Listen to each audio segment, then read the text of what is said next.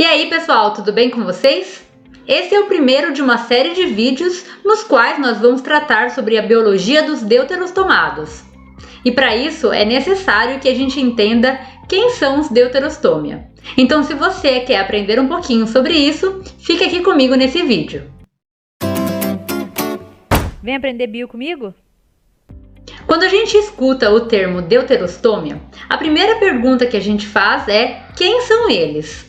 Aqui nessa imagem a gente tem exemplos de vários dos deuterostomados. Observem aí as estrelas do mar representando os equinoderma, os vertebrados sendo representados por peixes, mamíferos, aves e répteis. Mas o que define esse grupo?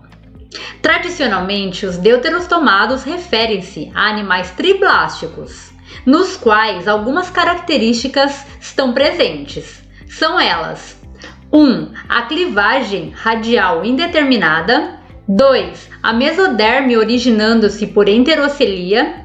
E 3. O ânus originando-se a partir do blastóporo. Nós vamos agora entender um pouquinho sobre cada uma dessas características que definem o grupo dos deuterostômia. Vamos começar entendendo o que são triblásticos. Aqui nessa imagem nós temos a representação da filogenia dos metazoários, que inclui então todos os animais. Observe que dentro desse grupo nós temos as esponjas, o único grupo que não apresenta tecido verdadeiro. Por isso, o único dentre os metazoários que não estão dentro do grupo dos eumetazoários. Os demais, então, são chamados de eumetazoa. Os eumetazoa, como pode ser visto nessa imagem, são divididos em dois grandes grupos: os diblásticos, representados pelos quinidários e quitenófora, e os triblásticos, representados por todos os outros animais, incluindo aí os plateumintes, os antigos neumateumintes, que hoje estão divididos em vários outros grupos menores, os moluscos, anelídeos, insetos, equinodermata e também os vertebrados.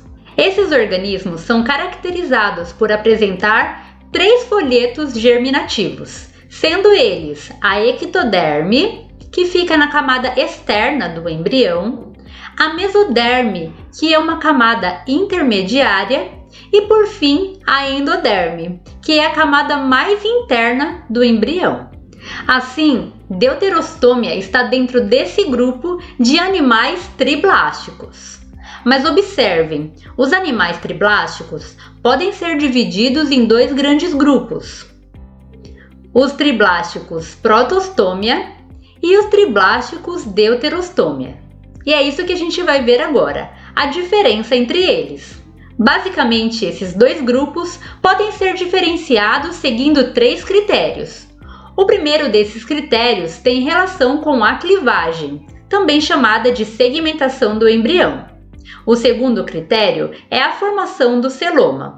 E por fim, o último critério, que é o destino do blastóporo, que é um orifício que se forma no embrião durante o desenvolvimento. Vamos detalhar agora como é cada uma dessas condições no grupo dos protostômia e no grupo dos deuterostômia. Vamos começar pela clivagem. Aqui acima, nós observamos como ocorre a clivagem no grupo dos protostomados, também chamado de protostômia.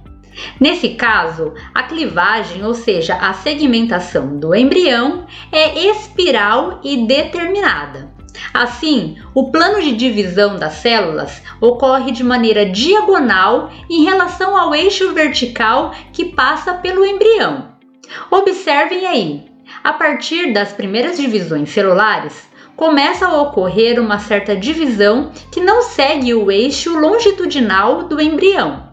O resultado disso é que nas células dos embriões dos protostomados, as células se diferenciam logo no início do desenvolvimento, ou seja, já se formam células menores e células maiores no embrião. Elas já são bastante diferentes umas das outras. Por isso, esse tipo de clivagem recebe o nome de espiral, por não seguir o eixo longitudinal do embrião, e de determinada porque ela gera células bastante diferentes.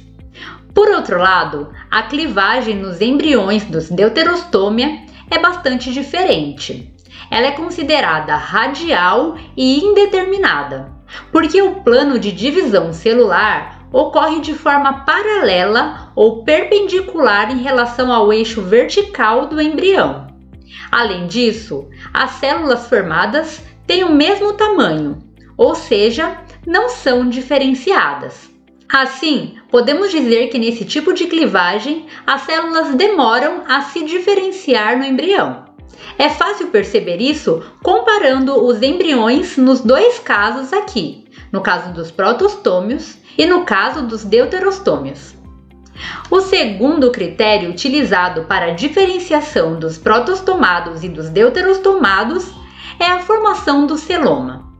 O celoma é uma cavidade interna do embrião revestida por um tecido durante o desenvolvimento que vai abrigar os órgãos internamente naquele organismo, de maneira revestida pelo tecido da mesoderme. Tanto protostomados quanto deuterostomados apresentam celoma. Apesar disso, a formação dessa estrutura é bastante diferente nesses dois grupos. No caso dos protostomados, a formação do celoma ocorre por um processo chamado de esquizocelia. Observem aqui que nesse caso dos protostomados, então, a mesoderme começa a se diferenciar aqui no embrião e essa massa de célula acaba originando o celoma no final do desenvolvimento, que é representado aqui por esse espaço que vai abrigar os órgãos. Por outro lado, nos deuterostomados, o processo que origina o celoma é conhecido como enterocilia. Nesse caso, o celoma surge a partir de uma diferenciação do arquêntero, que é o intestino primitivo do embrião. Esse intestino primitivo é representado aqui por esse orifício amarelo. É a partir desse tecido que reveste o arquêntero que ocorrem evaginações que acabam formando essa mesoderme, que no final do desenvolvimento origina também uma cavidade chamada celoma que vai abrigar os órgãos. Percebam que nessas duas imagens os celomas são bem parecidos, ou seja, a estrutura originada é bem similar nos dois grupos. Mas o processo que origina essas duas estruturas nesses dois grupos é bastante diferente e tem origens evolutivas completamente distintas. Por isso, essa característica é utilizada para separar esses dois grupos em dois grupos taxonômicos distintos. O último critério utilizado para distinguir os protostomados e os deuterostomados tem relação com o destino do blastóporo. O blastóporo é um orifício que se forma no embrião durante o desenvolvimento. No caso dos protostomados, esse orifício origina a boca. Daí vem o próprio nome do grupo. Proto significa primeiro, estoma, boca. Uma referência a esse orifício originar a boca no caso desses organismos. No caso dos deuterostomados, por outro lado, o blastóporo acaba originando o ânus e não a boca. Por isso, o nome desse grupo. Deutero significa posterior e estoma, boca. Uma referência ao fato de que nesse grupo a boca se origina posteriormente e não a partir do blastóporo. Acabamos de ver aqui os três critérios utilizados para distinguir os dois grupos de triblásticos, ou seja, os protostomados e os deuterostomados.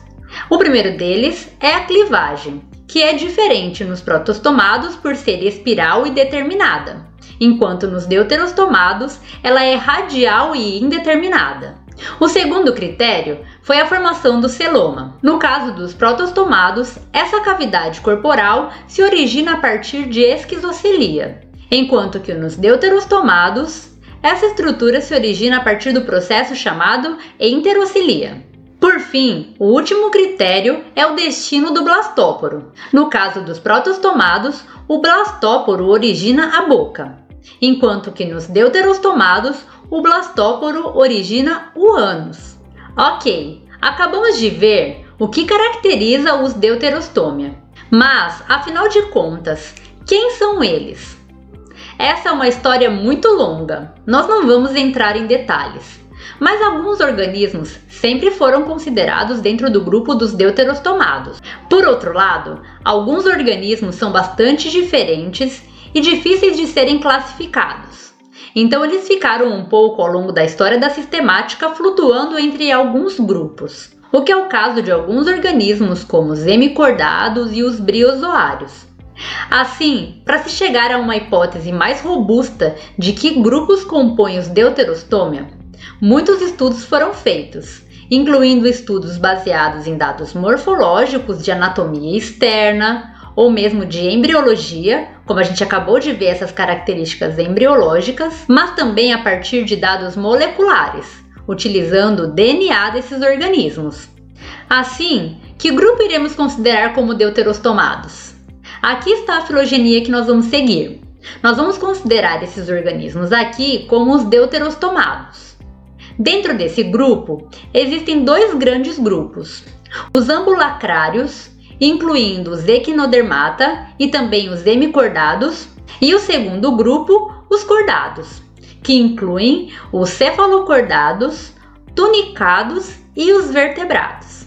Acredita-se que o ancestral desse grande grupo, que inclui muitas espécies, os deuterostomados, deve ter sido um organismo que vivia no mar, que fosse vermiforme e que tivesse uma faringe perfurada capaz de realizar alimentação por filtração. Além disso, esse organismo deveria ter algum sistema nervoso um pouco complexo, representado por uma rede subepidérmica. A partir então desse organismo, ocorreu uma diversificação bastante grande, originando esses grupos que conhecemos atualmente, e que vamos estudar nas próximas aulas. Então, se você acompanhou essa aula e tem interesse no grupo dos deuterostomados, essa é uma série de vídeos que vai te ajudar um pouquinho a entender a biologia desses animais. Aproveite e assista outros vídeos dessa playlist e estude comigo aqui pelo Bio Comigo. Até a próxima, a gente se vê! Se você quer saber ainda mais, assista aos nossos outros vídeos e se inscreva no canal.